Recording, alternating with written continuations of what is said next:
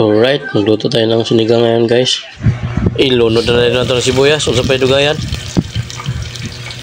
Dayon, imikos-mikos nimo. Isunod na rin nato ang kamatis nga hinog. Dayon, ukay-ukayon. Hangtod sa malata. Pag nalata na, unsa pa dugayan, ilunod na rin ng karning baboy. Tapos imikos-mikos.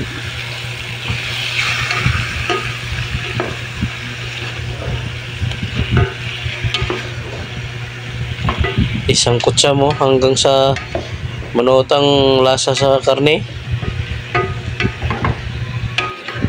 Tinimplahan ko pala yan guys ng pamintang powder at saka patis. Mikos-mikos pa. 2 ara after 5 minutes muna na itsura niya. Bayon gamay. Ano pang hinihintay mo? Sabawan mo na kagad ng tubig isang balde.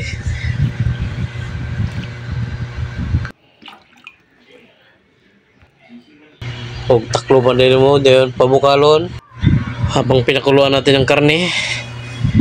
Siyempre magsayang muna tayo para pagluto ng sinigang meron na tayong sinaing.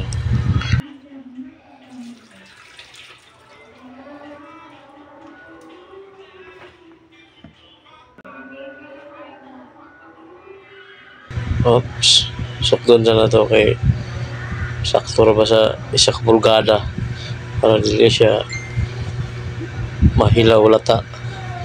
Okay kayo. Takloban na yun. Ilunod na to ang okra kay nabukal na. Siyempre, huwag nating kalimutan ang sinigang powder on the mix. Tayon atong imikos-mikos.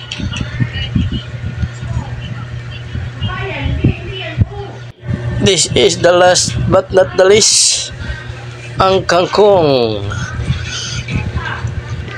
Imikos-mikos natin. Pag kumulo yan, pwede nang iserve. Half cook lang natin guys para masarap kainin ang gulay. Takpan natin. Ayan na, luto na. Ano pang hinihintay natin guys? Attack!